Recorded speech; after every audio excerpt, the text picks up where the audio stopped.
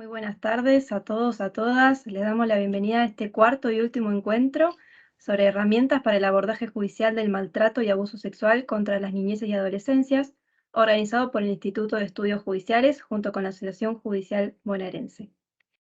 Muy bien, bueno, sin más que esta bienvenida, Marcelo, el espacio a ustedes. Bueno, muchas gracias Julia, muchas gracias al Instituto de Estudios Judiciales. Como venimos repitiendo, la verdad que para nosotros desde el sindicato, desde la JB, es un espacio muy importante poder tener cursos de capacitación, talleres para las y los afiliados y también para la ciudadanía en general y compartir tanto las ideas del sindicato respecto de nuestro trabajo y respecto de las formas que tenemos de trabajar y los problemas que enfrentamos todos los días, como así también generar un debate para llevar a veces más claridad o tener alguna otra visión de cómo nuestro trabajo influye en la sociedad y influye particularmente el esfuerzo de cada uno de nosotros que creemos que construimos el Poder Judicial todos los días. Así que nada, gracias a todos los presentes, a todas las presentes por estar en este último encuentro. La verdad que hasta ahora los 3 encuentros anteriores fueron muy ricos y bueno, estamos seguros que este lo va a hacer. Así que bueno, le pasamos la palabra a la compañera que estuvo organizando todo esto, que es Mariela Gómez, que es bueno, del sindicato ahí de Mar del Plata. Y bueno, Mariela, ahí te dejamos a vos para que sigas. Bueno, ¿qué tal, compañeros y compañeras? Este es el cuarto encuentro de esta instancia de aprendizaje que denominamos herramientas para el abordaje judicial de las causas que tienen que ver con abusos sexuales y maltrato contra niñeces y adolescencias.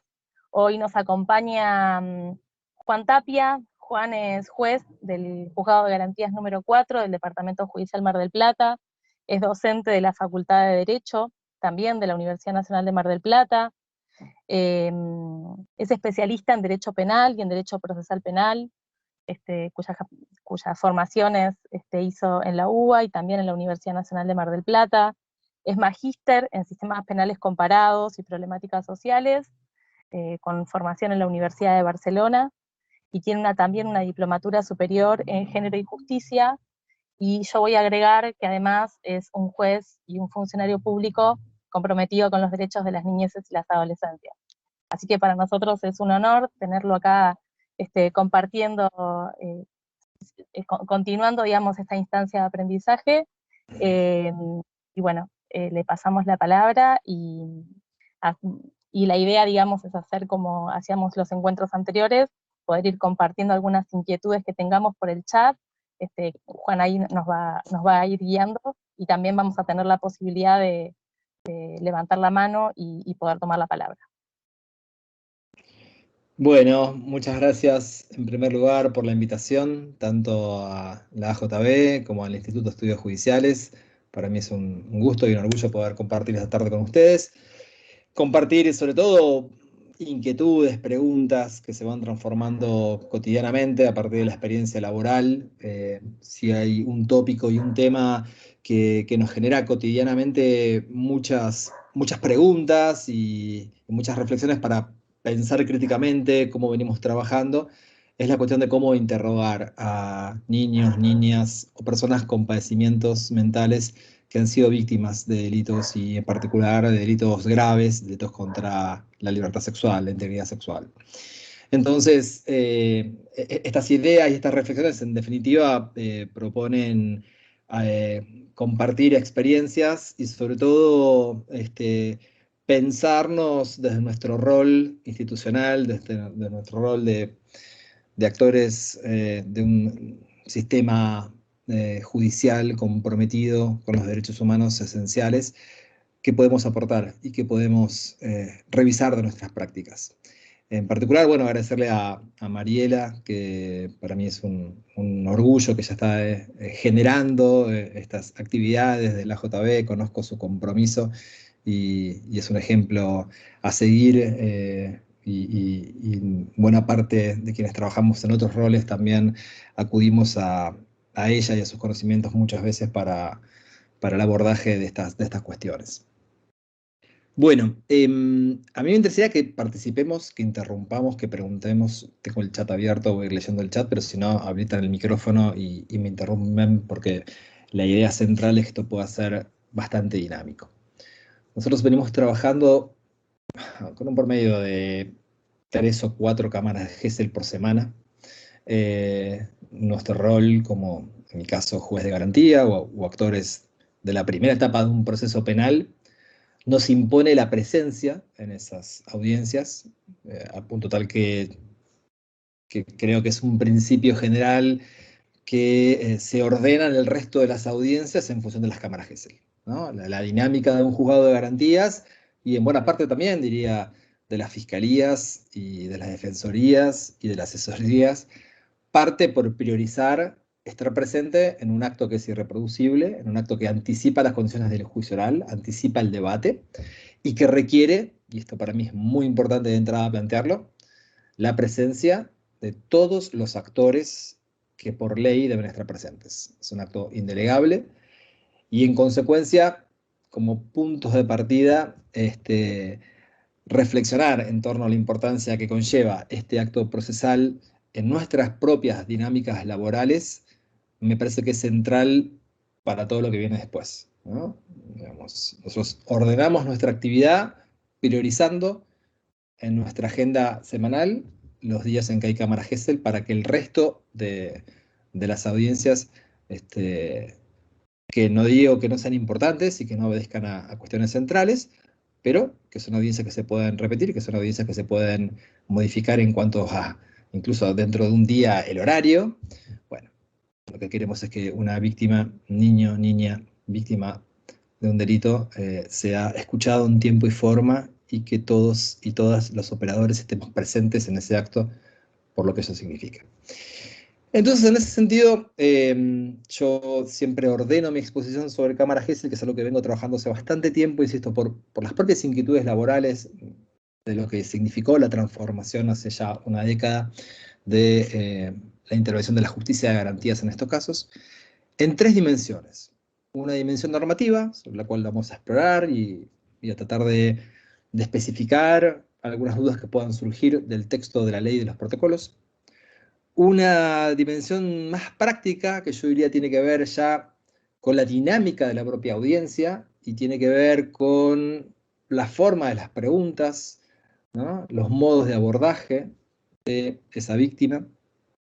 Si se quiere, lo podemos llamar a ese segundo nivel, un nivel vinculado con las propias normas del juicio oral, ¿no? Con la propia litigación de un caso, ¿no? Nivel de litigación de un caso. Y un tercer nivel, posterior a que se recibe ese acto procesal, esa prueba, que es el nivel de la valoración, cómo valorar y cómo interpretar. Digo esto porque a veces se confunden los planos y uno empieza a navegar en distintos niveles intermezclados, y me parece que está bueno tener presente los 3 niveles, lo que es el plano normativo del deber ser, tanto procesal como de los protocolos existentes, tenerlo presente. Segundo plano, lo que implica la propia dinámica de un acto procesal que es único y que tiene que garantizar una serie de derechos, no solamente para la víctima, sino también para los imputados, sobre todo si pensamos un proceso penal respetuoso de los derechos humanos y del Estado de Derecho en el que convivimos. Y un tercer nivel que transita también por pensar en reglas de evaluación de la prueba. Un desafío superador del te creo o no te creo, superador de la valoración personal, intersubjetiva de cada operador, ¿no?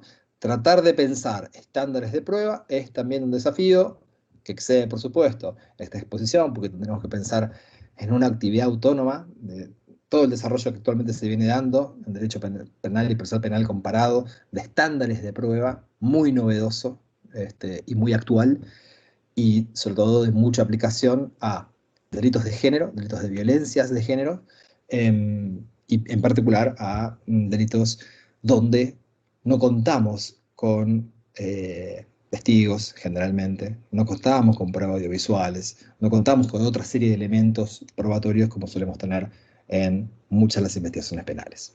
Entonces, esos son los tres planos en los cuales yo pensaba conversar hoy. Y bueno, insisto en la necesidad de que intervengan y interrumpan las veces que crean necesario. Hace 10 años, hace exactamente 10 años, la Suprema Corte de nuestra provincia estableció un protocolo de recepción de testimonios a niñas, niñas o adolescentes en cámara Gesell. Es un complemento a una norma reformada en el Código Procesal Penal de la provincia de Buenos Aires hacia fines del año 2008, que empezó a tornarse operativa en 2009, y que presentó una novedad para todos quienes trabajamos en tribunales. La novedad es que los integrantes de las fiscalías no debían interrogar directamente a víctimas menores de edad cuando estuviera de por medio un delito contra la integridad sexual. Pero no solamente los integrantes de la fiscalía, ningún actor estatal, fuerzas de seguridad, incluidas comisarías que reciben denuncias, debía tener contacto alguno en términos de preguntar sobre los hechos. Esa novedad, obviamente que implicó un desafío, ¿no? Sobre todo con buena parte de los abogados y abogadas penalistas que creemos saber de todo y que creemos que podemos intervenir en cualquier acción vinculada a un delito. El mensaje del legislador como punto de partida fue: señores fiscales, señoras fiscalas, jueces, juezas, ustedes no tienen la capacitación adecuada para preguntar en torno a hechos que generan enormes problemas y traumas en las víctimas, y necesitan acudir a un mecanismo donde un especialista sea quien lleve adelante el abordaje. Entonces, ese primer desafío, ¿no? Yo siempre recuerdo un trabajo hace muchos años de doctrina que se llamaba, con un título provocativo, ¿por qué es tan difícil tolerar a un penalista? ¿No? Un propio penalista lo había escrito, ¿no? Ese enorme desafío para los penalistas, las penalistas y sobre todo para los actores del Poder Judicial, decir, che, vos no estás capacitado para interrogar a un niño o una niña. Tenés que correrte de ese rol y tenés que dejarle a un especialista en la materia esa alternativa. Significó un cambio de paradigma y significó también empezar a pensar cómo compatibilizar los derechos de una víctima con los derechos de un imputado. El punto de partida entonces fue la creación de esta figura que se denomina cámara Gesell y que en realidad, bueno, no responde exactamente a la creación originaria de este dispositivo, el dispositivo cámara Gesell. Seguramente ya lo saben, obedecen a un mecanismo que creó un psicólogo norteamericano hace ya muchos años, Arnold Gesell, ya fallecido, donde él proponía a través de este mecanismo un sistema para escuchar y observar el lenguaje no verbal de menores de edad cuando quisieran relatar un determinado episodio. Es decir, el diseño originario de la cámara Gesell pretendía cumplir algunas características muy, muy importantes en materia de imagen y de sonido, ¿sí? Donde la imagen de la víctima tenía que estar en primer plano, donde el sonido tenía que ser absolutamente claro, para de esa manera intentar obtener la mayor información posible referida a las comunicaciones no verbales. De modo tal que en un sistema de 2 habitaciones, en ese desarrollo originario que propuso Gesell, se presentara un espacio con una pared, con un vidrio a través del cual puede verse en una sola dirección lo que está pasando en la otra habitación, pero no al revés, ¿no? Y entonces, insisto, la idea central era la de estudiar el desarrollo infantil sin que la presencia del observador condicione el relato de quien está hablando, sin que la presencia de ese observador modifique la conducta de un niño o de una niña. Trasladado esto al proceso penal, se constituye en un dispositivo que que debería tener mayores aspiraciones que tan solo la de evitar que niñes sean interrogados por jueces o por fiscales, que decíamos recién era una de esas premisas, pero es una sola, ¿sí? Esencialmente, eso parte del entendible resquemor de que operadores judiciales, ¿no? que tienen una forma de trabajo, una forma de interrogar a víctimas de delitos, en términos de efectividad, en términos de empatía y si se quiere también de posibilidad de hacer preguntas que revictimizan a los involucrados, no tengan ese contacto. Pero ese era uno de los desafíos de este esquema trasladado al proceso penal.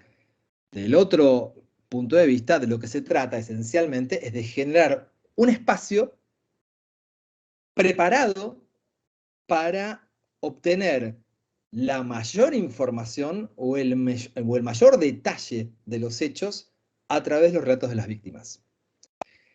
Y a su vez, ese espacio confortable, ese espacio adecuado, ese espacio que genere, insisto, vínculos empáticos y de cierta posibilidad de explayarse en relación a episodios muy traumáticos, en la medida en que además eso genere la alternativa para las partes de poder hacer preguntas y de poder controlar lo que ahí sucede, poder hacer preguntas a través del especialista, por supuesto, en la medida que eso se garantice, eso implica asumir y elevar el carácter de prueba a este mecanismo. ¿De prueba? ¿Qué estoy diciendo con esto? De prueba apta para ser valorada posteriormente en un juicio oral, de prueba apta para servir de base a una condena. ¿Sí? Y esto me parece muy importante porque en definitiva nos introduce a las dos garantías constitucionales en juego. ¿Sí? Por un lado, el derecho al interés superior del niño y a evitar su revictimización, contenido en todos los tratados que protegen a las niñeces, y por otro lado, garantizar el derecho de defensa en juicio a través de una regla básica que está contenida en la Convención Americana de Derechos Humanos y es la posibilidad de controlar las declaraciones de cargo, es decir, la posibilidad que tiene el imputado de efectuar un control y formular preguntas respecto de un testimonio que puede enervar la presunción de inocencia y un testimonio que puede ser apto para el dictado de una sentencia condenatoria. Entonces, ese es el desafío central que presenta como punto de partida el sistema de cámara Gesell. Lo que implicó a fines de 2008 la modificación del Código Procesal Penal en la provincia de Buenos Aires, en definitiva, es un cambio paradigmático que se ha dado en buena parte de las legislaciones. En general, todos los códigos procesales penales han ido ordenando su reglamentación y han ido incorporando, tanto en el Código de Nación como en diversas provincias, esta modalidad de abordaje a niños, niñas y adolescentes. Entonces, empezamos puntualmente con esos 3 niveles de análisis. Habilitado el micrófono para lo que quieran preguntar y para el chat también. Si no veo alguna pregunta, me lo recuerdan o me lo hacen saber. Está Mariela ahí, que seguramente estará atenta a eso.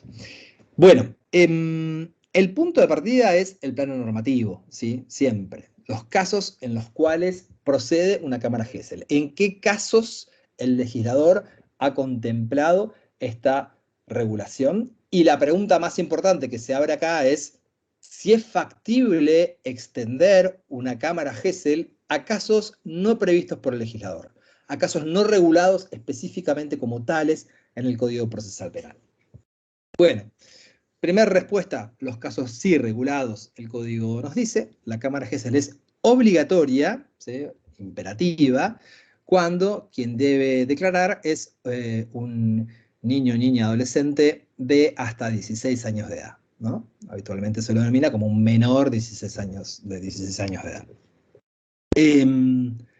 Y establece además la categoría de delitos que en principio habilitaría en este dispositivo. Los delitos son los delitos vinculados a abusos sexuales. Y es facultativa, ahora vamos a ver qué quiere decir esto, cuando quien debe prestar declaración es un adolescente de entre 16 y 18 años.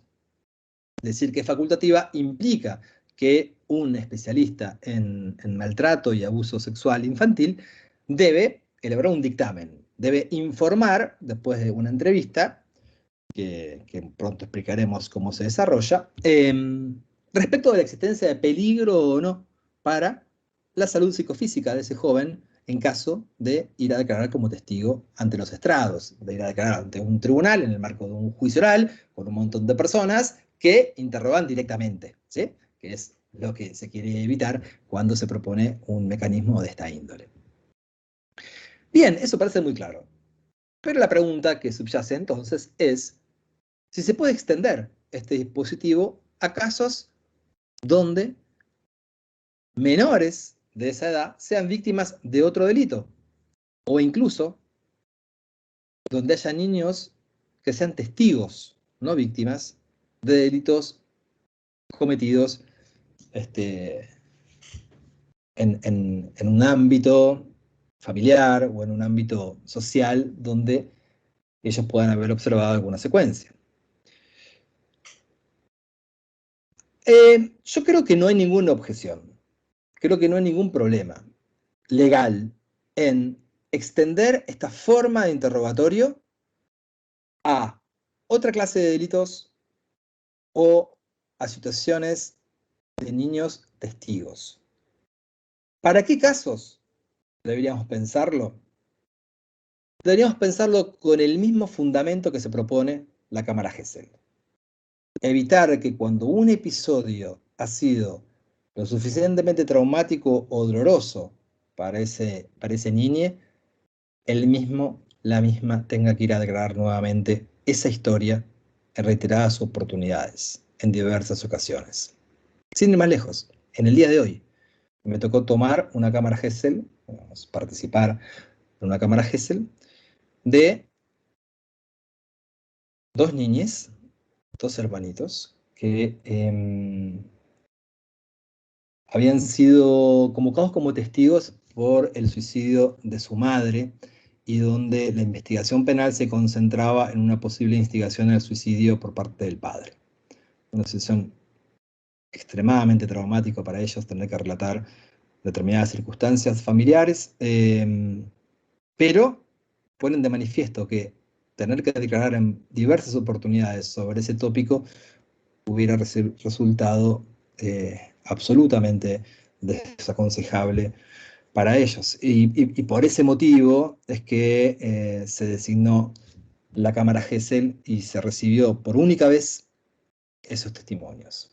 ¿Cuál es la clave interpretativa para justificar que se pueda extender analógicamente este dispositivo? La clave está en un principio central en materia de prueba en el ámbito penal, que es el principio de libertad probatoria. En la provincia de Buenos Aires está regulado en el artículo 209 del Código Procesal Penal, pero yo diría que en casi todos los códigos procesales a nivel nacional existe este mismo principio, que establece que los hechos que son objeto de un proceso se pueden probar a través de los medios específicamente regulados, los medios de prueba específicamente regulados, prueba testimonial, ¿sí? Prueba pericial, como también a través de los medios que no están expresamente previstos en la medida en que no cercenen garantías constitucionales. Es un principio de libertad probatoria, un principio a través del cual los medios de prueba no están taxativamente regulados en la ley, ¿sí? Los medios de prueba, el legislador habilita, de acuerdo a los avances muchas veces tecnológicos o sociales que pueda haber en una comunidad y que van más rápido que las reformas procesales, a que los operadores puedan disponer medios de prueba no regulados en los códigos, siempre que no afecten garantías constitucionales. ¿Afecta a la Cámara Gesell alguna garantía constitucional? Creemos que no, eso está claro. La única garantía que podría afectar respecto del imputado es su derecho de defensa en juicio, al ser la única oportunidad en que se produce esta prueba. Pero, si se notifica adecuadamente, si el defensor está presente en la audiencia, si puede controlar la diligencia y puede hacer preguntas, insisto, garantía del artículo 8 de la Convención Americana de Derechos Humanos de controlar la prueba de cargo está debidamente satisfecha. Entonces, como punto de partida, nosotros consideramos que no hay ningún impedimento en extender la Cámara Gesell a casos no previstos por esos dos artículos, 102 bis y 102 ter del Código Procesal Penal bonaerense. Y de hecho, la Corte de la Provincia de Buenos Aires, cuando 3 años después de la sanción de esta norma, dicta el protocolo para recepción de testimonios de niños, niñas y personas con padecimientos mentales, extiende a este último supuesto, algo que el legislador no había contemplado en la ley. La propia Corte extiende analógicamente la cámara Gesell a personas con padecimientos psicofísicos. ¿Sí? Digo esto porque la redacción personas con padecimientos mentales pareciera que no es la ideal en los tiempos que corren. Bueno, es un protocolo de hace 10 años, pero pone de manifiesto que no hay ningún impedimento en extender este dispositivo si el fundamento es ese: evitar una revictimización, evitar que alguien que ha transitado por un episodio traumático y que transmitirlo implica también una forma de afectación de sus derechos, lo haga en una única oportunidad. Nosotros también hemos extendido este dispositivo a mayores de 18 años que tienen ciertos padecimientos. ¿Sí?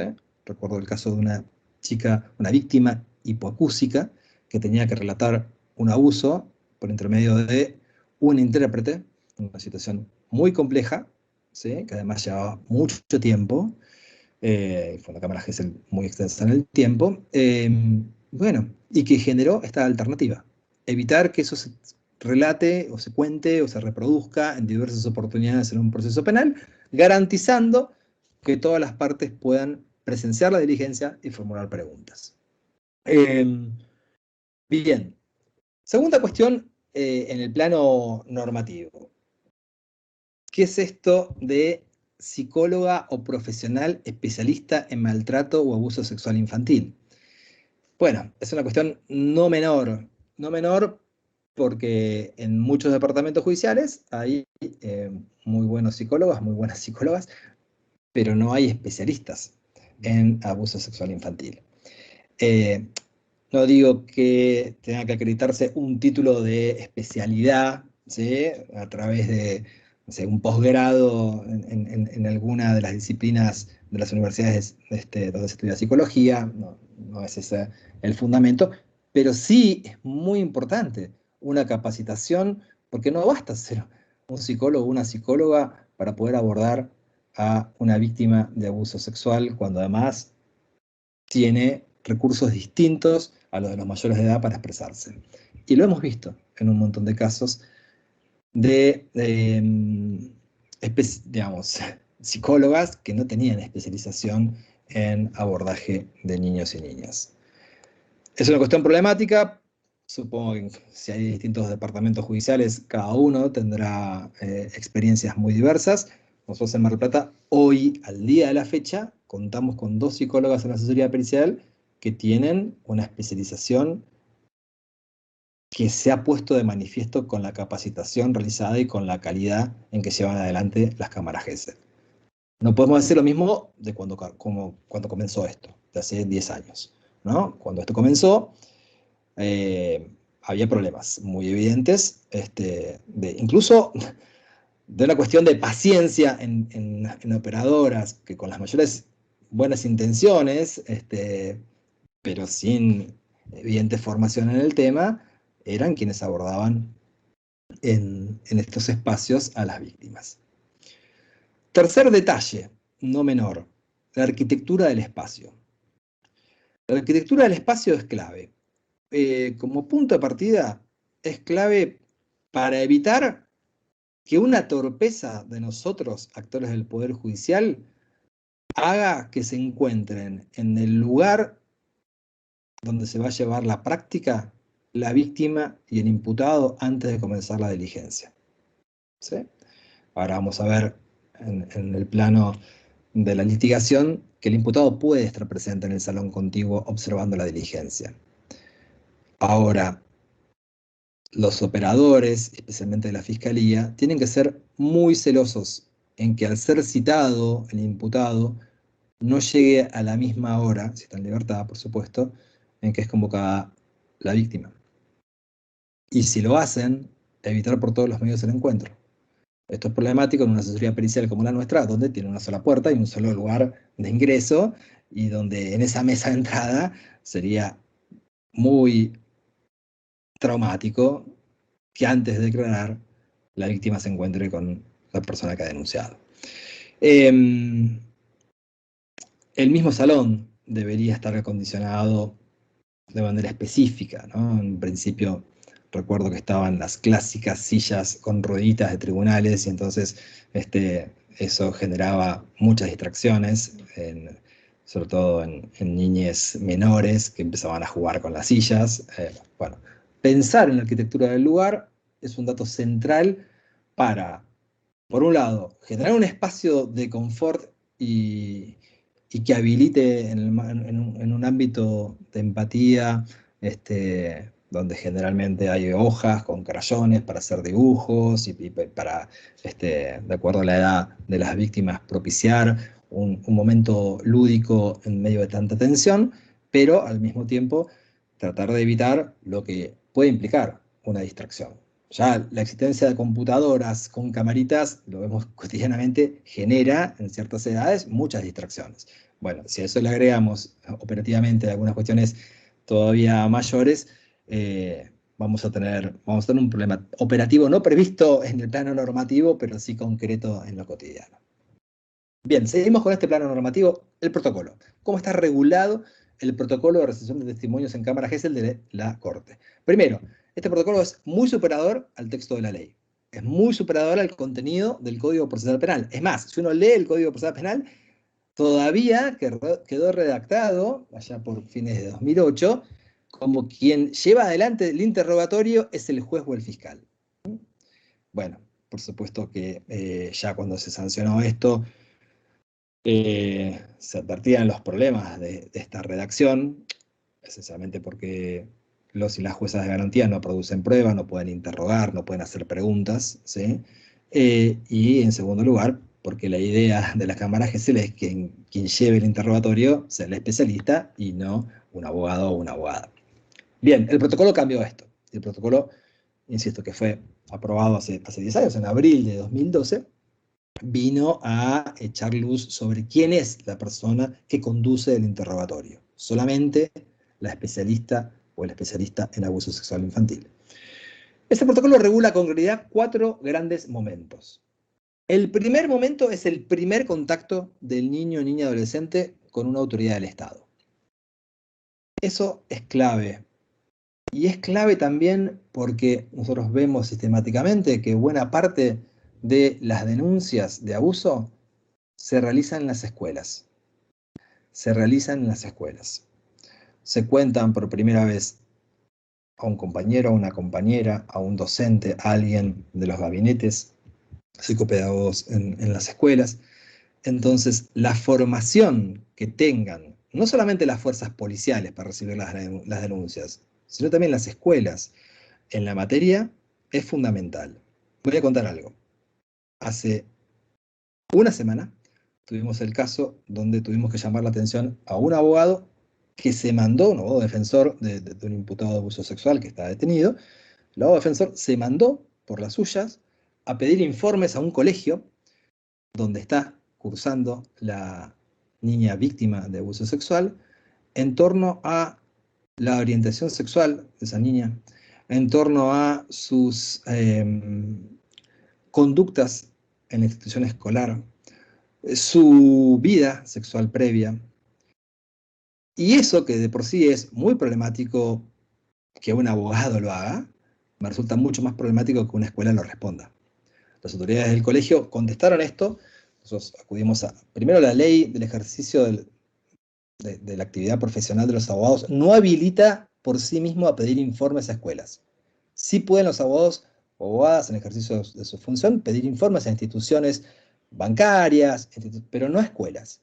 Y mucho menos poder indagar sobre cuestiones que en el marco de una cámara Gesell no estarían habilitadas. Esas preguntas en la cámara Gesell no serían admisibles, porque son todas preguntas que revictimizan, que están prohibidas expresamente por doctrina de la Corte Interamericana de Derechos Humanos, y entonces, bueno, un desafío pendiente en esto es capacitar. Nosotros, por supuesto que nos comunicamos con autoridades del Consejo Escolar y, digamos, con diversos profesionales. Bueno, tratar de dar protocolos en las escuelas para este primer contacto y además para lo que viene después, que es muchas veces estos requerimientos de ciertos abogados, que las instituciones escolares se abstengan de informar todo aquello que afecta y viola directamente la intimidad de un menor.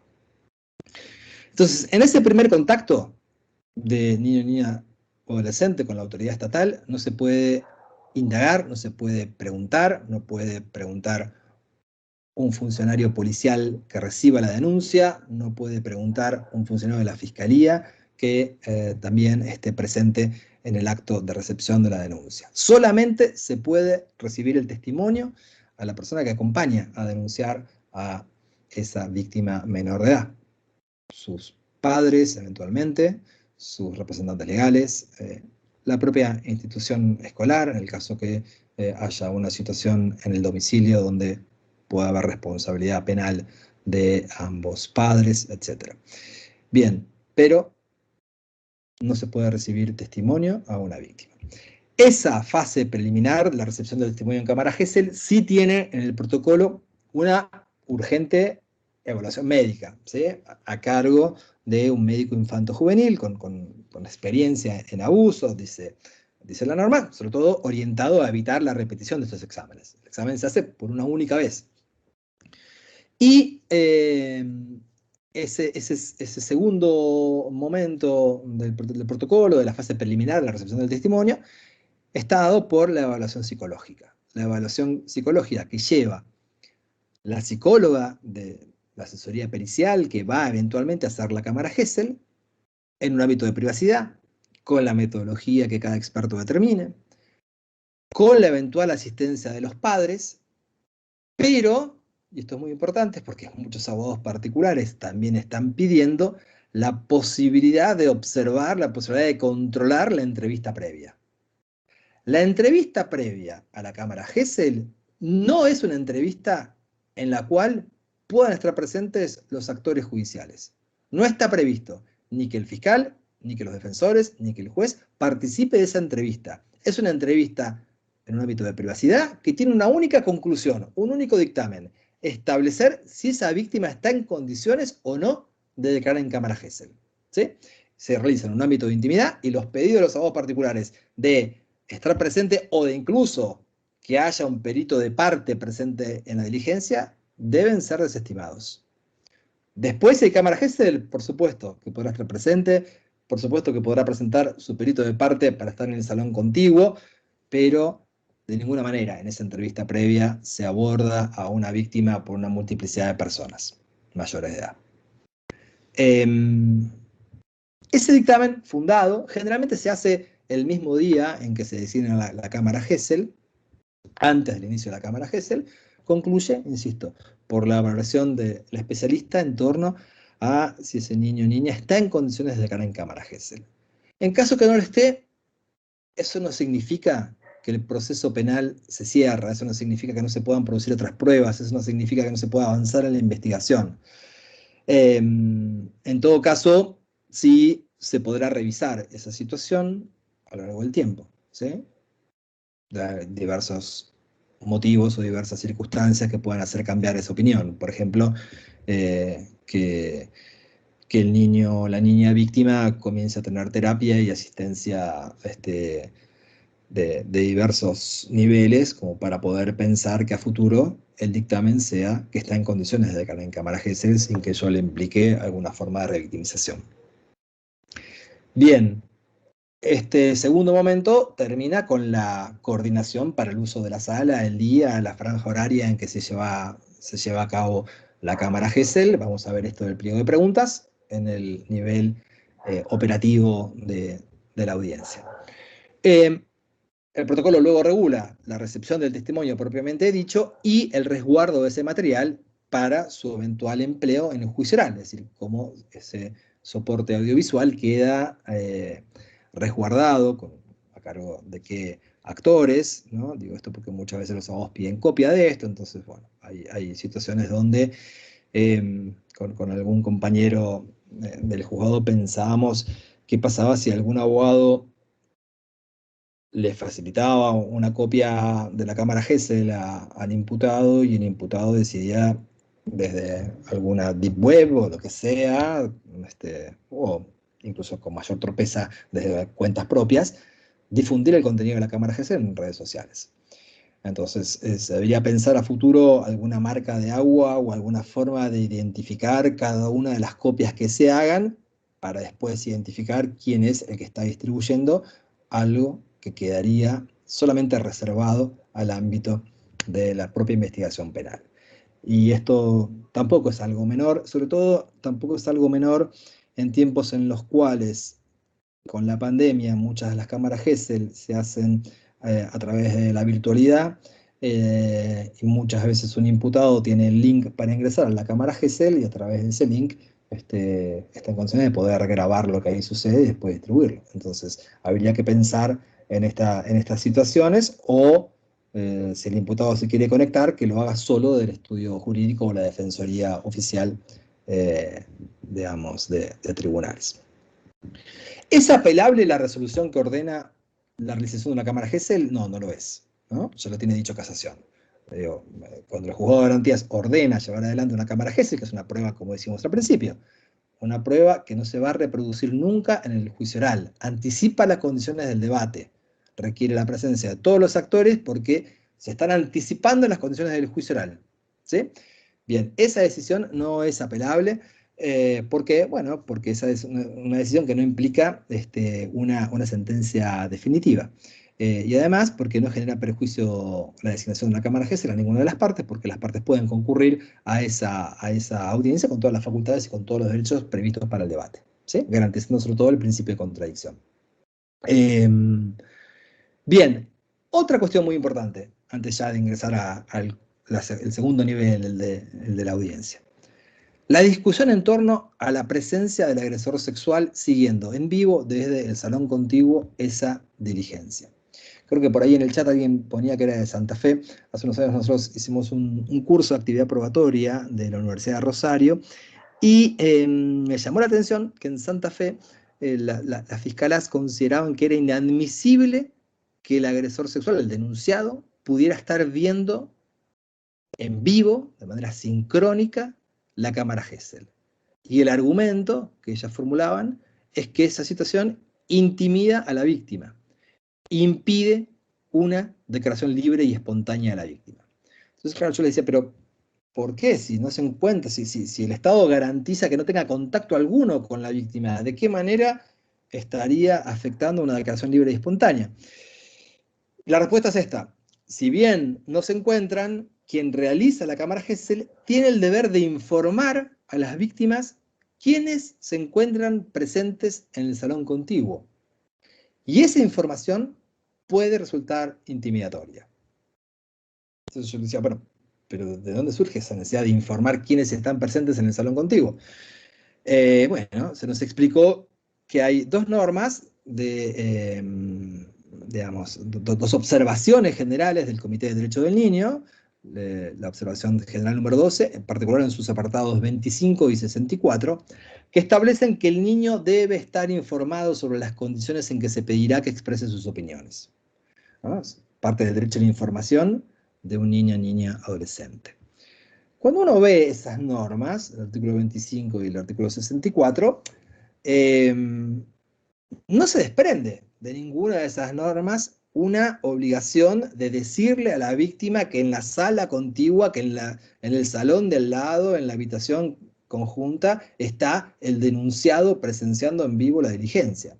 De lo que hay que informar es cuál es el sentido de la diligencia, que eso implica alguna actividad probatoria muy importante para la denuncia que se ha formulado y para el caso que lo tiene como víctima, que va a declarar por una única vez, o sea, informar en un lenguaje sencillo y llano de qué la va ese acto, de qué trata ese acto, pero no veo ninguna norma que obligue a decir el nombre y apellido de todas las personas que están siguiendo en vivo la diligencia.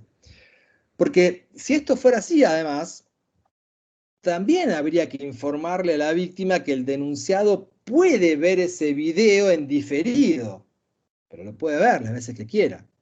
Y con esa misma premisa, también esa información puede resultar intimidatoria. No, yo creo que no hay ningún obstáculo, insisto, en la medida en que se garantice que no haya contacto alguno, a que el imputado pueda ver en vivo la realización de la cámara Gesell y sugerirle a su abogado preguntas. De hecho, el protocolo de la Corte lo habilita expresamente. El protocolo de la Corte habilita expresamente la presencia del imputado en el salón contiguo como parte del derecho de defensa material. Reitero los temores que conlleva la virtualidad. No, a partir de un caso que tuvimos hace no mucho tiempo, nosotros partimos de la idea de que no se debe compartir el link de la cámara Gesell a un imputado. En todo caso, el imputado vaya a la sede del estudio jurídico o de la defensoría si va el defensor a seguir la diligencia a través del sistema virtual. Y finalmente, sobre este primer nivel, la pregunta es si se puede repetir, si se puede reeditar la cámara Gesell en la etapa suplementaria o en el propio juicio oral. A instancias de la defensa, diríamos que no. A instancias de la parte defensora, pareciera que esto no se puede llevar a cabo. Es decir, el sentido de la cámara Gesell es que la víctima declare en una única oportunidad. Y entonces pensar en la reedición de ese testimonio en la etapa de juicio, bueno, contraría todos los principios que informan este dispositivo, ¿no? Y eso sería, por supuesto, una forma de revictimización. Demuestra que si el defensor quiere hacer preguntas que no se hicieron en su momento, lo lamento, es una única oportunidad que tuvo para preguntar. Muchas veces cambian los defensores, ¿no? Cuando la causa se eleva a juicio oral, el defensor oficial deja de intervenir y se designa un abogado particular, y ese abogado o abogada particular pide que se haga una nueva cámara Gesell porque no pudo estar presente. Lo siento, estuvo garantizado su derecho de defensa en juicio. Distinto es si quien pide declarar es el niño, niña o adolescente. A veces pasa mucho tiempo, desde la etapa preparatoria hasta el juicio oral. Y a veces esa propia víctima interesada en el derecho a ser oído puede querer declarar en la instancia del debate. Bueno, en esos casos habría que hacer un informe a través del especialista, del especialista en abuso, en torno a los perjuicios o no que podría hacer reeditar ese testimonio. Pero es más problemática la cuestión y pareciera no tener el fundamento de la revictimización que se propone con la primera opción. Bien, ¿cómo vamos hasta acá? Preguntas, terminamos el plano normativo, vamos al desarrollo de la audiencia, al tema de la litigación. Tenemos dos preguntas que hicieron por... Ahí veo el chat, lo abro. Yo relevé dos preguntas, una que hizo Roberto Bocanera. Buenas tardes, ¿consideras necesario de tu función en el órgano jurisdiccional que haya fiscalías especializadas en delitos sexuales, sobre todo en Mar del Plata? Y siguiendo con la misma pregunta, dice, ¿cree posible que haya juzgados de garantías especializados en delitos contra la integridad sexual? Bueno, muy buena la pregunta de Roberto. No tengo dudas que debe haber fiscalías especializadas en delitos contra la integridad sexual. La experiencia de Mar del Plata fue muy buena cuando tuvimos una fiscalía temática en estos delitos, sobre todo porque era una fiscalía que tenía una mirada interdisciplinaria, que no solamente se nutría de abogados y abogadas, sino que tenía en su cuerpo profesional a psicólogas, trabajadores sociales, en definitiva una mirada muy superadora a la que solemos tener de los conflictos penales, los abogados, las abogadas penalistas, y que además te permitía todo el tiempo revisar prácticas en base a protocolos, ¿no? Si uno está investigando una estafa, un homicidio, un robo con armas y un abuso sexual, bueno, muchas veces la manera de trabajar sin esa especialización afecta a la eficacia de las investigaciones y afecta a la calidad de la prueba recibida. En consecuencia, sí, me parece muy, muy adecuado. Juzgado de garantía me parece más complejo, esencialmente porque, bueno, hay pocos juzgados de garantías, entonces tratar que haya uno para delitos contra la integridad sexual, me parece desde la distribución laboral que no tiene mayor sentido. Perdón, ¿y la otra pregunta? La otra pregunta la hace una licenciada que es Miriam Esteconi, Está en dos partes la pregunta. Dice, doctor, ¿puede confirmar cómo se ampara una escuela en el derecho de no brindar información ni informe del niño o niña? Bueno, Y después perfecto. continúa, dice, como integrante de un equipo de orientación de una escuela, se intercambió fuertemente con la señora directora que no debía. Insistía en atender al abogado según esta por consigna de su supervisor de nivel educativo. Y agrega, los equipos de orientación escolar, muchos de los integrantes en conocimiento a partir de la formación de la supervisión de la modalidad de psicología y pedagogía social de la provincia de Buenos Aires. No terminé de entender la pregunta, pero si capaz que Miriam está ahí, puede levantar la mano capaz y preguntar. Si vos entendiste, Juan, adelante. Creo que apunta, claro, a qué sucede ¿Cómo cuando, defenderse frente claro, a... una licenciada advierte el problema y una directora no, y una directora decide informar, ¿no? Bueno, ahí hay cuestiones administrativas también que desconozco. Lo importante es, primero, capacitar a las autoridades de esa institución para saber que no pueden brindar ningún tipo de información en torno a cuestiones que solamente un fiscal podría preguntar y que quedarían reservadas en el marco de un proceso penal. Segundo, que aún siendo el fiscal el que pregunta, un fiscal no podría preguntar determinadas cuestiones como la vida sexual previa de una víctima o la orientación sexual de una víctima, hacer una pregunta inadmisible de todo punto de vista, mucho más realizada por alguien que no está habilitado por ley para formularla. En consecuencia, bueno, supongo que habrá responsabilidades administrativas, institucionales hacia ese director o esa directora que está al borde del delito, ¿sí? Que está revelando secretos o cuestiones que afectan a la intimidad de las personas al borde del delito. Entonces, si no tiene abogados en la escuela o si no pueden acudir a un cuerpo de letrados que los oriente, tienen la obligación de informarse y tienen la obligación de hacer una mínima consulta a sus superiores jerárquicos en torno a qué información se debe y qué información no se debe relevar en el marco de una consulta de un abogado. Los abogados muchos se presentan amparados en qué normativa, es que no, es que las leyes que citan en torno al el ejercicio de la actividad profesional no los habilita a hacer esas preguntas a las escuelas, ¿sí? No lo están amparados. Es absolutamente ilegal esa consulta. Ahí tiene levantada la mano Mariela. Yo. Mariela, ¿quería decir Sí, algo? Adelante. sí, justo el otro día surgió ahí en el marco del Consejo de Niñez una pregunta que tiene que ver con esto. La policía que actúa en función judicial, que digamos colabora ahí con la investigación, con la fiscalía, hace mucha tarea encomendada por los fiscales.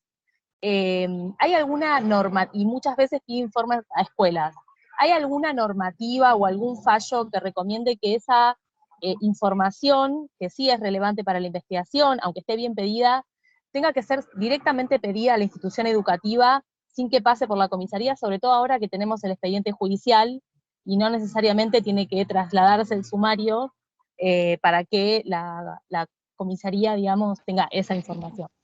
Bueno, está buenísima la pregunta, Mariela. No lo hay, tiene que ver con las buenas prácticas y tiene que ver con lo que decíamos recién. Digamos, contar con una fiscalía temática, una fiscalía especializada, es lo que permite estas buenas prácticas, ¿sí? Ahí alguien puso en el chat que estaba a cargo de María Los Ángeles Lorenzo, exactamente.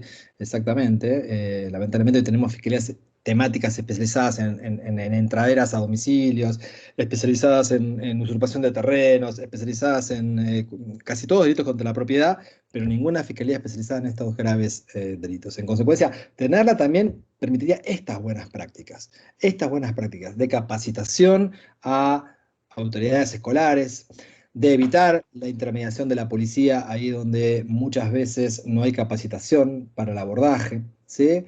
De aportar la información de qué se va a hacer con esos datos, ¿sí? No es lo mismo que los datos sean recabados directamente por una fiscalía, por supuesto, datos de si el niño o niña concurre en la institución, ¿no? Esencialmente eso mucho más no se puede preguntar.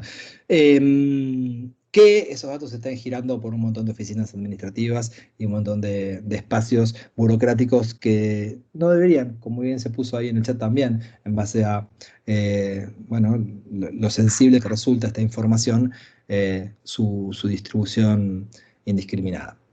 En consecuencia, ahí tenemos un buen ejemplo de cómo pensar los beneficios de una fiscalía temática, de una fiscalía especializada en la materia. Bueno, seguimos, vamos a la audiencia en sí. Punto de partida, lo que decía recién. A esa audiencia deben concurrir los actores designados por ley, ¿sí? Es un anticipo probatorio, se anticipan las condiciones del juicio. Al juicio oral no puede ir por ley un auxiliar letrado, una secretaria, por más que sean absolutamente capaces, por más que tengan conocimiento, especializaciones en abuso sexual, tiene que ir el fiscal, la fiscala, la defensora oficial, el defensor oficial, el juez de garantía, la juez, es indelegable. Es un tema no menor. Nosotros tenemos una red de comunicación con otros jueces de garantía de la provincia de Buenos Aires y hay departamentos judiciales donde la defensora oficial o el defensor oficial no va a las cámaras GESEL. Por supuesto, hay cuestiones atendibles de agenda, a veces están en juicios orales, a veces están con otras audiencias designadas. Bueno, tendrán que buscar un colega que los suplante si no pueden concurrir. Tendrán que ser subrogados por alguien que tenga el mismo rol, pero es inadmisible la delegación de funciones para un acto procesal de estas características. Es inadmisible que se viole la ley con la presencia de alguien que expresamente no puede concurrir al juicio oral, no está habilitado para ir al juicio oral. Y esto es un juicio oral, un anticipo del juicio oral en la etapa de investigación, ¿no? Recuerden que el juicio oral se va a incorporar el soporte audiovisual, pero ya no se va a volver a indagar sobre el tema, a formular preguntas sobre la cuestión, ya está cerrada esa actividad. Y si no estuvo presente un defensor oficial, si no estuvo presente quien conduce la investigación, que es el agente fiscal o la fiscala, bueno, eso puede generar la nulidad de la diligencia. Por supuesto que hay fallos donde se ha rechazado el planteo de nulidad si la defensa oficial fue notificada y el acto cuestionado fue grabado, ¿no? ¿Por qué? Bueno, porque podrá ser el acto evaluado a partir de su registro y de esa manera, con la notificación previa, no se afecta al derecho de defensa del imputado. Eso está claro. ¿Qué quiero decir con esto? Si al momento de comenzar la cámara GESEL la defensa oficial no concurre, ningún juez de garantía va a mandar a buscar por la fuerza pública a la defensa pública, ni tampoco suspender la diligencia con lo que implica de revictimización para quien se preparó para declarar ese día, ¿sí? Una víctima que se ha preparado tal vez durante mucho tiempo para ir a contar lo que ha vivenciado, no le podemos decir del Estado, bueno, no, venga otro día porque el defensor hoy no vino. En todo caso, sí se deberá pensar en sanciones para ese funcionario que no está cumpliendo sus deberes. Y se me ocurre que debe ser de las más graves omisiones funcionales existentes en la materia. No se puede pensar en comenzar la Cámara GESEL sin que esté presente el órgano judicial de garantías, la Fiscalía, la Defensoría y la Asesoría a través de sus titulares. A través de sus titulares. Por supuesto que en Mar del Plata eso me genera problemas, lo sé, con las asesorías, pero bueno, creo que se entiende que no es una audiencia común y corriente. Creo que se entiende la importancia del acto. Creo que se entiende que, digamos, que la presencia del asesor es muy importante en la audiencia para las acciones que pueda presentar en los tribunales de familia, que lo que pueda recibir ahí, incluso para formular preguntas sobre su ámbito específico de intervención, es clave. Y por más que haya funcionarios excelentes, el rol por el cual digamos, el asesor, la asesora cumple su función, le impone la obligación de estar presente en la diligencia. Bien, decíamos recién, una medida que anticipa las condiciones del juicio. Se anticipa el juicio oral. Entonces, en el desarrollo de esta diligencia, se deben respetar las características del sistema adversarial, ¿sí? Particularmente en cuanto a la garantía de contradicción, es decir, el derecho de defensa del imputado que implica la posibilidad de formular preguntas. Está previsto, decíamos antes, en el 8.2f de la Convención Americana de Derechos Humanos. Como punto previo al inicio de la audiencia, se le debe hacer saber a las partes que pueden elevar al juzgado de garantías antes de la diligencia, antes, no 10 minutos antes, ¿no? Antes por lo menos el día previo, las preguntas que se proponen para el futuro interrogatorio. ¿Para qué? Bueno, para que eso se controle y el juzgado determine la pertinencia y en algún punto dice el protocolo, esto no suele suceder, se ordene el pliego definitivo de preguntas para su notificación a las partes.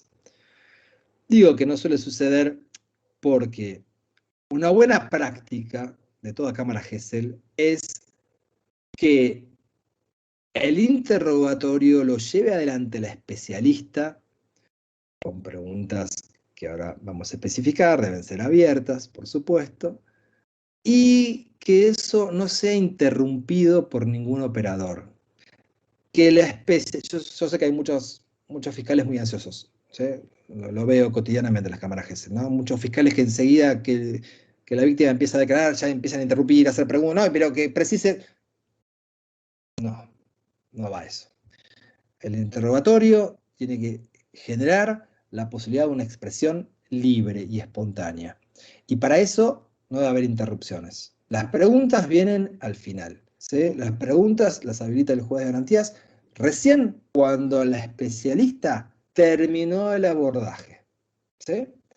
Ahí sí podremos abrir todas las preguntas admisibles que haya por parte de la Fiscalía, el particular damnificado si lo hubiere, la defensa, el asesor de menores, etc. Pero quiero que en esto quede clarísimo, quiero en esto ser muy claro, las preguntas serán realizadas solo después que el psicólogo, la psicóloga especialista en abuso o maltrato culmina su indagación y la propia Corte así lo reguló en el protocolo, estableciendo la imposibilidad de interrupción de los relatos espontáneos de una víctima, permitiendo una narración libre, permitiendo que se sienta cómoda, permitiendo que se sienta en un ámbito de confianza, no inquisidor, ¿no? Insisto, las ansiedades de los fiscales o los operadores, que seguramente tengan muchas audiencias en ese día, yo lo entiendo, bueno, acá tienen que ser moderadas por el juez o la jueza de garantías. Segunda cuestión de las preguntas. No menor, porque hace un tiempo muchos fiscales empezaban a hacer preguntas, escribían en el chat la pregunta, trasladándola al psicólogo, y los que estábamos ahí decíamos, ¿qué está escribiendo? Las preguntas se hacen en voz alta. Y si es por un sistema informático donde estamos todos conectados remotamente, las preguntas se ponen en el chat. Y eso genera la posibilidad de contralor por parte de la contraparte, por la contraparte. Y la posibilidad de contralor por la asesoría de menores. Y la posibilidad de contralor aún de oficio, si no hay objeciones, aún de oficio por el juez o la jueza de garantías. No va más eso de que las preguntas las hace el fiscal como si fuera un testimonio común que toma el fiscal en su oficina. Testimonio común para las causas comunes, donde no se anticipa, eso no es prueba, es un acto de investigación. Entonces el fiscal podrá juntar todas las testimoniales que quiera en una causa ordinaria en su fiscalía. Acá estamos en un anticipo del juicio oral, entonces las preguntas son en voz alta, con la dinámica del juicio oral. Hay posibilidad de objeción a esas preguntas, en caso que sean inadmisibles, y hay posibilidad de control del juzgado de garantías si la pregunta es manifiestamente inadmisible. Entonces, cuando es virtual, bueno, se le hace saber a la psicóloga que espere unos segundos, una vez que ingresa la pregunta en el sistema de chat, que espere unos segundos a que el juzgado la habilite. A ver si hay objeciones, o a ver si el propio juzgado plantea la inadmisibilidad de la pregunta. Repito, esta cuestión no es menor, ¿sí? Porque implica la efectiva garantía de contradicción. Y rige tanto para preguntas de la Fiscalía, como por supuesto, para preguntas de la defensa. ¿Qué preguntas son inadmisibles? Obviamente, las preguntas que impliquen indagar sobre la intimidad de la víctima, sobre aspectos que no guarden relación directa con los hechos investigados. Eso, por supuesto, tiene que ver con evitar una victimización secundaria, evitar cualquier referencia a estereotipos de género o evitar cualquier forma de discriminación. La Corte Interamericana de Derechos Humanos lo ha dicho en el caso Belis Franco versus Guatemala. Las pruebas relativas al pasado sexual de una víctima, a los antecedentes sexuales de una víctima, son inadmisibles. Inadmisibles porque abre líneas de investigación que consolidan estereotipos de género, que consolidan manifestación de políticas o de actitudes basadas en estereotipos de género. Esas preguntas de oficio deben ser declaradas inadmisibles por el juzgado de garantías. Si esto no es válido en una cámara Gesell, imagínense un abogado por las suyas pidiendo un informe a una escuela. Y, muy importante, son inadmisibles las preguntas que impliquen cualquier forma de hostigamiento a una víctima. ¿Qué es una forma de hostigamiento? La repetición de interrogatorios sobre cuestiones ya respondidas en la audiencia. ¿Sí? Por supuesto, se podrá hacer una pregunta aclaratoria sobre algo ya dicho, que pueda haber duda en el sentido o algún detalle o alguna referencia. Bueno, una pregunta aclaratoria. Ahora, una pregunta aclaratoria no es una pregunta orientada a insistir por una respuesta diferente. No es una pregunta donde no me satisface la teoría del caso la respuesta que dio y vuelvo a preguntar a ver si encuentro algo que me satisfaga. Esas preguntas son inadmisibles. Y no solamente las contrapartes las deben objetar, sino también la posibilidad que el juez de garantías de oficio le ponga un límite a esa respuesta. Bien, se pueden hacer intervalos en caso que la víctima demuestre cansancio, por eso la importancia también del asesor o la asesora en la audiencia, ¿sí? La posibilidad de que ha sucedido muchas veces, el asesor intervenga, limitando las preguntas, ¿sí? Por cansancio manifiesto o situación de agotamiento físico, psíquico de una víctima, o en todo caso pidiendo un cuarto intermedio, ¿no? Que están previstos en el protocolo. Bien, 3 cuestiones vinculadas a la intervención del aperito, 3 cuestiones muy importantes. Bueno, como punto de partida lo que decíamos recién, ¿no? Las preguntas del aperito, por supuesto que es el especialista, por supuesto que conduce el interrogatorio, pero son preguntas abiertas, ¿sí? Que requieran del testigo, de la víctima, el desarrollo de la respuesta, ¿no? Evitando hacer preguntas cerradas que induzcan una respuesta concreta, ¿no? Por eso también la capacitación tiene que darse no solamente en materia de abuso, sino también en materia de mínimas pautas de litigación. Es muy importante que haya una capacitación también orientada a recopilar datos sobre el caso, la información sobre qué se denunció y el análisis de toda la información disponible sobre ese supuesto. Pero decía, 3 cuestiones. La primera tiene que ver con la objetividad. La objetividad. ¿Qué pasa cuando se cuestiona la objetividad de la perito psicóloga en una cámara Gesell? Bueno, el tribunal, como punto de partida, el Tribunal de Casación de la Provincia de Buenos Aires ha dicho que el cuestionamiento se debe hacer en el momento procesal oportuno. ¿Y cuál es el momento procesal oportuno? La cámara Gesell. Si hay algún cuestionamiento para hacer, es durante el desarrollo de la cámara Gesell. Si no lo hizo en ese momento, convalidó la práctica. ¿Sí? En segundo lugar, no es admisible cuestionar la objetividad del aperito por la pertenencia funcional, por el espacio funcional donde presta su actividad profesional. Es decir, el hecho que el aperito forma parte, como ocurre en determinados contextos, del cuerpo de las fiscalías, no obstaculiza su intervención. Si no se demuestra de manera específica la existencia de un interés, de un afecto o de un odio hacia alguna de las partes que invaliden su intervención profesional. De lo contrario, la labor funcional donde una perito, una especialista desarrolla sus tareas, no acredita la parcialidad en el desempeño de su actividad profesional. Máximo cuando la propia normativa del Ministerio Público Fiscal obliga a sus integrantes a desempeñarse con objetividad.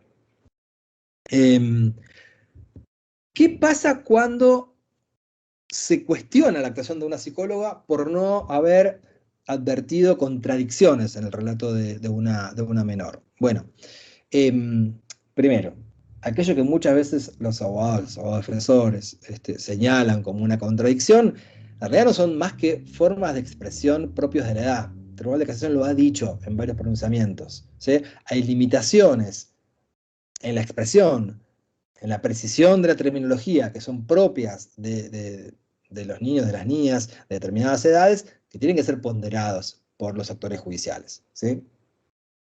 En segundo lugar, en ninguna parte del protocolo de la Corte se establece que ante contradicciones de un declarante se deba realizar una nueva cámara Gesell.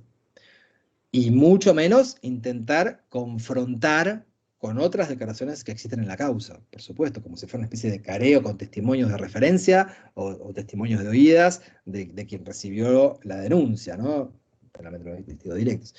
Esto no es admisible. En todo caso, lo que sí establece el protocolo para la toma de la declaración de niños, niñas o adolescentes es que durante el desarrollo de la cámara Gesell, la especialista puede hacer preguntas aclaratorias, como decíamos antes. Preguntas aclaratorias.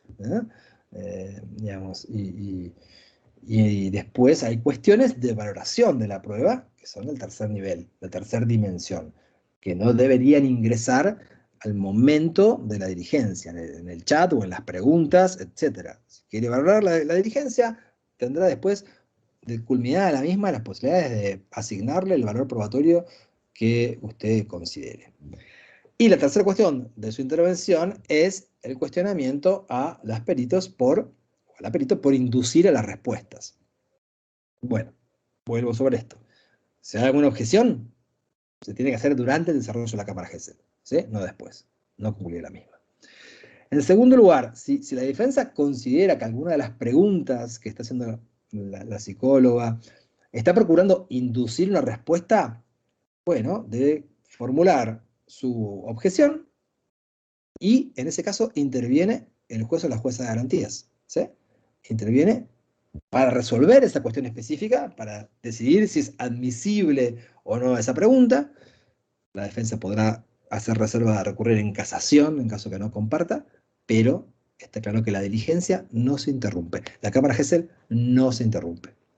¿Qué es lo que observará el Tribunal de Casación después? ¿Qué será objeto de revisión? Bueno, va a analizar cuál es la técnica utilizada por ese especialista para realizar las entrevistas, si ha sido una pregunta abierta, una pregunta cerrada, una pregunta sugestiva, en definitiva, si hay algún atisbo de inducción en la forma en que se conduce ese interrogatorio. Bien.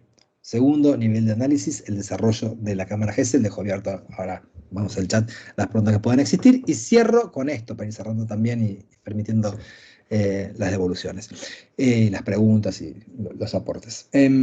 Tercer nivel de análisis es el valor de ese acto probatorio, la valoración de la prueba. Yo decía al principio que hoy el desafío mayor, mayúsculo, que nos presenta la cuestión probatoria es superar esa idea de las libres convicciones en la evaluación de la prueba y pensar en la construcción de estándares de prueba. No significa nada de prueba tasada, no confundir. El sistema de libertad probatoria no puede nunca verse abarcado por prueba tasada. Pero sí es necesario construir estándares racionales en torno a cómo enervar la presunción de inocencia. Primero, en este punto, destacar que los jueces, las juezas, no pueden sustraerse de la valoración de la prueba delegando esa función en los peritos. ¿Sí? Esto lo digo porque muchas veces, incluso los fiscales, requieren a la psicóloga que condujo la cámara Gesell un informe de cierre que implique analizar si la víctima ha sido veraz en su relato, dando opinión al respecto. Bueno, eso está mal. La valoración de la prueba es judicial, ¿sí? La especialista ha permitido decodificar el lenguaje, ¿sí? Ha permitido interrogar de acuerdo a pautas que nosotros, abogados y abogadas, no tenemos, conocimientos específicos en la materia, pero después viene el tema judicial, y el valor de la prueba es un tema judicial. Por supuesto que es muy cómodo para muchos recurrir a la especialista y decir, bueno, es creíble, lo dice la especialista, no es creíble, esto no es así. Puede ser el perito convocado al juicio desde ya, puede ser citado a declarar para conocer su opinión, pero esa opinión no sustituye la valoración judicial de los hechos. Y segundo, de la mano de esto, la valoración judicial de los hechos no es un acto de fe. No es un acto de fe. No se trata de un juez fedatario, una jueza fedatario que afirme que le cree o que no le cree al niño. No, es mucho más complejo. Se trata de construir umbrales de prueba más allá de toda duda razonable. Se trata de la fijación de estándares razonables de prueba, como decíamos recién, mediante argumentaciones dotadas de racionalidad en la propia estructura valorativa, en la propia argumentación judicial. ¿Sí? Es el desafío de los operadores, sobre todo de jueces y juezas. Tercero, no se trata de un testimonio único. Grave error. Primero, no es un testimonio, es la declaración de una víctima, no es un testimonio. Segundo, ¿de qué hablamos cuando hablamos de único? Testimonio único, ¿no? Por supuesto, son hechos donde en principio no hay testigos directos. En principio, digo, a veces los hay, menores de edad. ¿Por qué? Bueno, obvio, porque los hechos se desarrollan en un ámbito de intimidad. Pero solemos encontrar la remanida frase, son hechos donde hay dichos contra dichos. Bueno, esa es una afirmación que por lo pronto me parece extremadamente vaga, que, no, digamos, que simplifica y no problematiza la cuestión. Si nosotros hacemos lo que se denomina la investigación de contexto, en ninguno de los hechos vamos a encontrarnos con un testimonio único. En ninguno de los hechos vamos a tener como único elemento de prueba el testimonio de una víctima. La investigación de contexto tiene como propuesta superadora la idea de que todo el peso del éxito del proceso depende del testimonio de la víctima. La mochila que se le coloca a una víctima, idéntica también para los casos de violencia de género, ¿no? Es decir, de lo que se trata es de sacarle el peso a la víctima de que su declaración va a ser aquello de lo cual va a depender el éxito o el fracaso de una investigación penal. Es una forma de quitarle centralidad al relato de la víctima haciendo una investigación de contexto, ¿no? Y eso implica hacer un análisis integral de la situación. Una investigación de contexto permite, por supuesto, trabajar en la credibilidad del testigo, no en base a un acto de fe, sino en base a su corroboración con elementos objetivos autónomos, su corroboración con prueba indiciaria, su corroboración con otros elementos que pueden ser testimonios de referencia, que pueden ser indicios de oportunidad, ¿sí? En definitiva, vuelvo a lo que decía recién, no es un acto de fe. Se trata de construir una investigación eficaz que recolecte elementos objetivos autónomos, ¿no? La necesidad de contar con prueba independiente de la declaración de la víctima pretende construir lo que se llama una regla de corroboración, ¿sí? Una regla de corroboración. Si la declaración de la víctima es acompañada por declaraciones de otras personas que manifiesten lo que ésta les dijo, por peritajes que digamos, den cuenta de la verosimilitud del relato, por informes médicos que den cuenta de las lesiones, por indicios en torno a los lugares, las personas, los vínculos, las referencias, los comentarios, bueno, el caso deja de ser un caso de declaración única. Y cualquier investigación, insisto en esto, la necesidad de contar con fiscalías temáticas especializadas, pero cualquier investigación de contexto es la que permite sortear esta problemática de la mal llamada prueba única en materia de delitos contra la integridad sexual.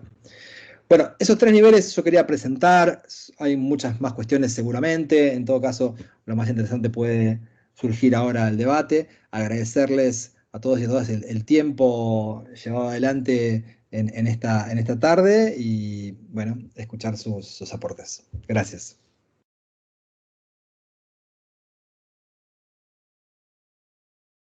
Y te vamos dejando descansar un poco, Juan. Hablaste un montón. Bueno, te paso algunas preguntas, yo creo que algunas quedaron de lo que venías charlando antes, de la primera parte, otras de la segunda.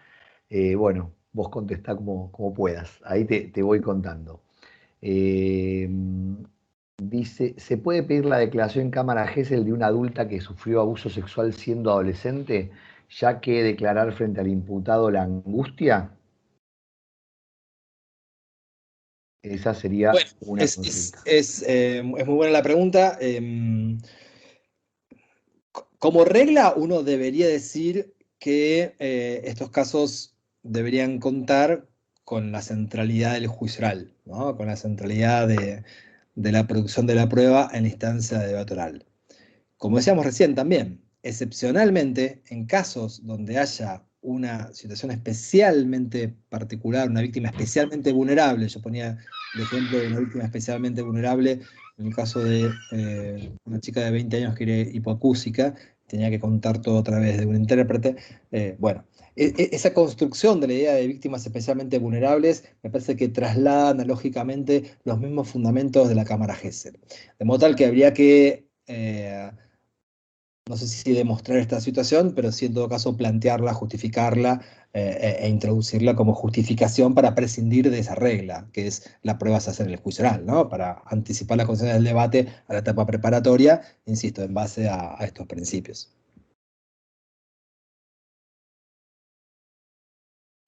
Perfecto, ahí te paso otra pregunta. Un compañero había preguntado antes, dice, respecto de las presencias en las cámaras Gesell, ¿no cree que en ciertos casos resulta necesaria la participación de los jueces de familia? Esto sería para evitar la revictimización del niño o niña adolescente en dos procesos o fueros que muchas veces tienen un conflicto que es único.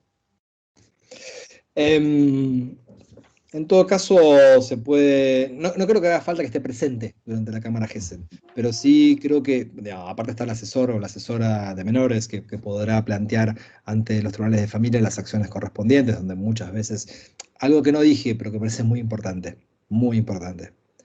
Las preguntas del asesor o la asesora de menores son válidas en la medida que sean preguntas sobre su ámbito específico de intervención. Los asesores no pueden preguntar aquello que el fiscal omitió preguntar, ¿sí? No son segundos fiscales que vienen a suplir la inactividad o la omisión del Ministerio Público Fiscal. Hemos tenido casos de esta índole, donde por supuesto la defensa planteó la imposibilidad de preguntar, les hemos hecho lugar, creo que queda claro que pueden preguntar, pensando en una medida de abrigo, una medida de restricción de acercamiento, una medida de protección ante el fuero de familia.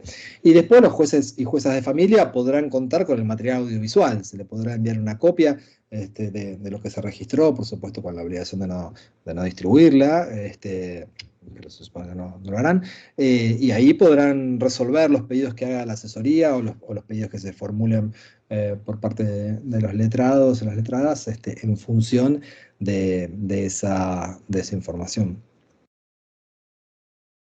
Bueno, ahí te hago una consulta, yo que veníamos charlando un poquito de esto de si es posible para el Poder Judicial, por cómo está organizado hoy, y es necesario o conviene hacer a veces más de una entrevista en Cámara Gesell al mismo niño, niña o adolescente. ¿Conviene y se puede, digo, en el Poder Judicial con el que contamos hoy? ¿Más de una entrevista a la misma víctima? Sí. ¿Y Si, cuál por sería ejemplo, en la primera entrevista no dijo nada, no pudo en ese momento contar nada, si es conveniente llamarla Bueno, o traerla a otra Cámara Gesell. si declaró, ya declaró, no se podría hacer una segunda Cámara Gesell porque vulnera esta obligación de evitar toda repetición de un episodio traumático que pueda conllevar una victimización secundaria. Si no declaró en la primera oportunidad, podría darse que con el transcurso del tiempo, asistencia terapéutica, se me ocurre, y una serie de recursos, esa víctima quiera contar lo que sucedió. Hay que ver qué pasó en el medio con el proceso penal, ese proceso, una buena práctica, hay resoluciones, ahora hace poco vimos una resolución donde un tribunal ordenaba, por supuesto, no resolver de manera definitiva el caso, sino suspender el trámite del proceso penal hasta tanto la víctima cuente con los recursos necesarios para ver si podía declarar en Cámara Gesell. Es complejo, por supuesto, porque entra a tallar también otro derecho constitucional, que es el derecho del imputado a que su situación sea resuelta en un plazo razonable. En todo caso, tenemos que pensar el caso desde las miradas constitucionales de ambas partes, ¿sí? De la víctima y del imputado. Es cierto que el imputado tiene digamos, el derecho que el Estado en algún momento le diga si es inocente o si es culpable.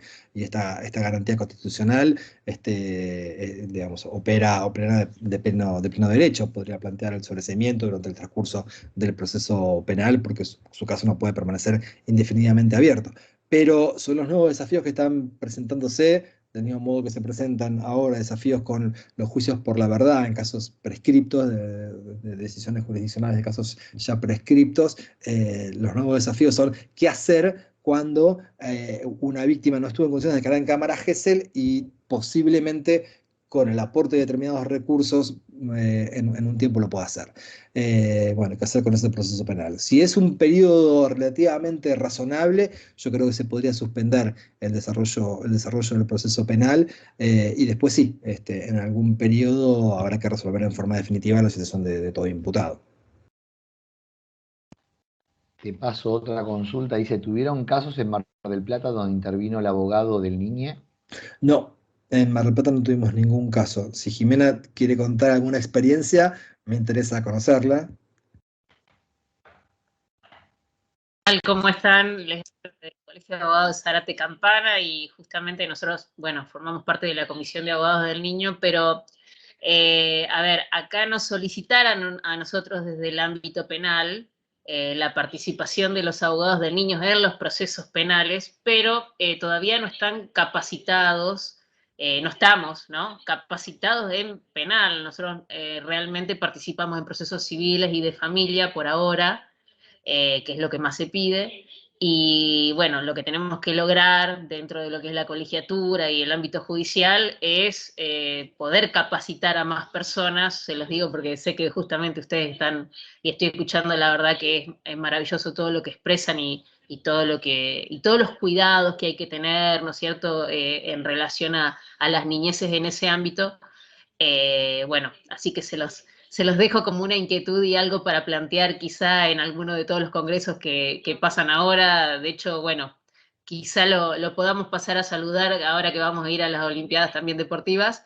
Y bueno, plantearlo como algo, obviamente, dentro del ámbito judicial, que es un requerimiento que nos está faltando, capacitación a los abogados del niño en el ámbito penal para poder participar de ese proceso y colaborar con los cuidados, ¿no es cierto? Ser partícipes desde este lugar, ¿no es cierto? Desde que se respete la voz del niño y poder colaborar con todas las estructuras de cuidado y acompañar también las vulneraciones, ¿no?, de estos niños y niñas.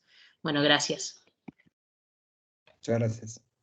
Te paso una más. Dice, trabajo en un hospital público y muchas veces vienen solicitudes de abogados que piden atención de niños para prepararlos para las cámaras Gesell. ¿Qué opinión tiene al respecto?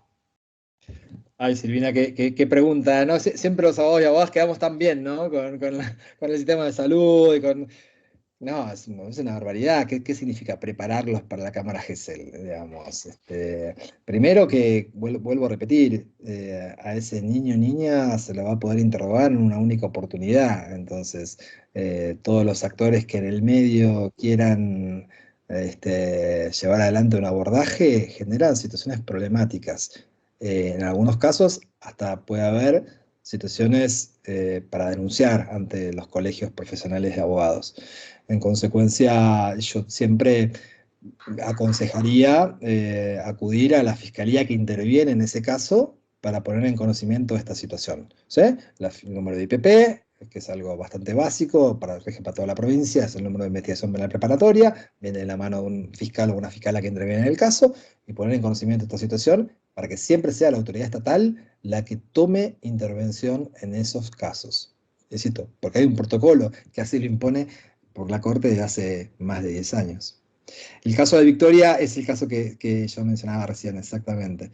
Hasta tanto cumple la mayoría de edad, sí.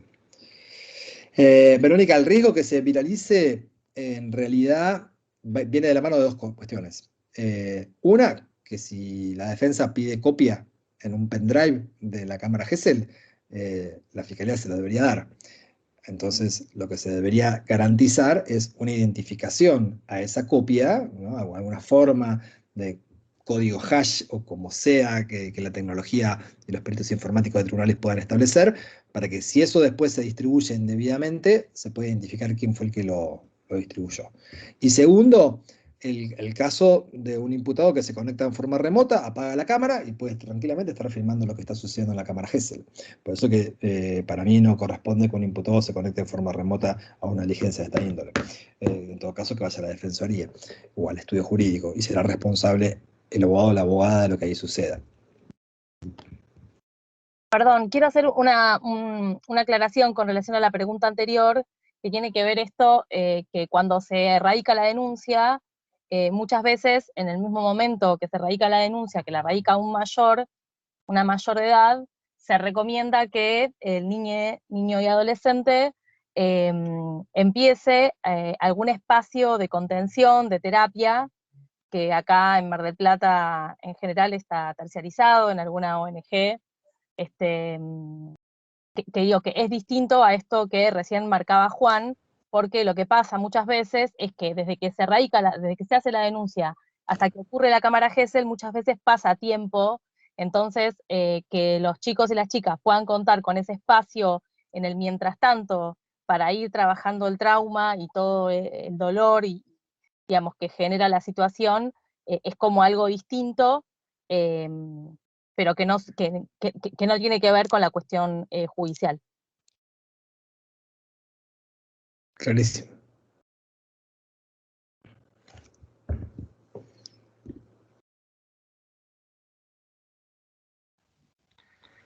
Bueno, Juan, me parece que la verdad que tu exposición fue muy clara y la vienen agradeciendo casi todos los participantes por el chat. La verdad que por lo menos fue muy interesante para los que no estamos tan al tanto de la temática. Y bueno, si no hay nadie más que quiera consultar, lo liberamos a Juan. Si alguien quiere abrir el micrófono, lo puede abrir. Ahí te dice que te esperan en Campana. Bueno, muchas gracias. Gracias esencialmente, repito, a la Asociación Judicial Bonaerense, gracias al Instituto de Estudios Judiciales. Para mí, bueno, es un gusto, como siempre, participar de estos espacios de formación e, insisto, ir replanteándonos muchas de estas cuestiones en nuestro equipo de trabajo. Todo el tiempo estamos repensando estas prácticas para ir modificándolas. A veces les quemo la cabeza a los compañeros y compañeras, lo saben, porque todo el tiempo vamos modificando una determinada práctica en base a la experiencia. Nosotros, insisto, cuando estudiamos Derecho Procesal Penal, los abogados y abogadas interrogamos a víctimas. Eso, por suerte, de las nuevas generaciones de letrados, letradas, trabajadores judiciales ya tienen muy claro los cuidados, como decían recién, los cuidados que hay que tener y saber que con cada intervención nuestra, bueno, en estos casos tan sensibles, tenemos que tener la capacitación, la información y el deber de mínimamente saber los riesgos que implican nuestras acciones. Entonces, nada, esencialmente lo que introduzco son nuestras propias preocupaciones en la materia.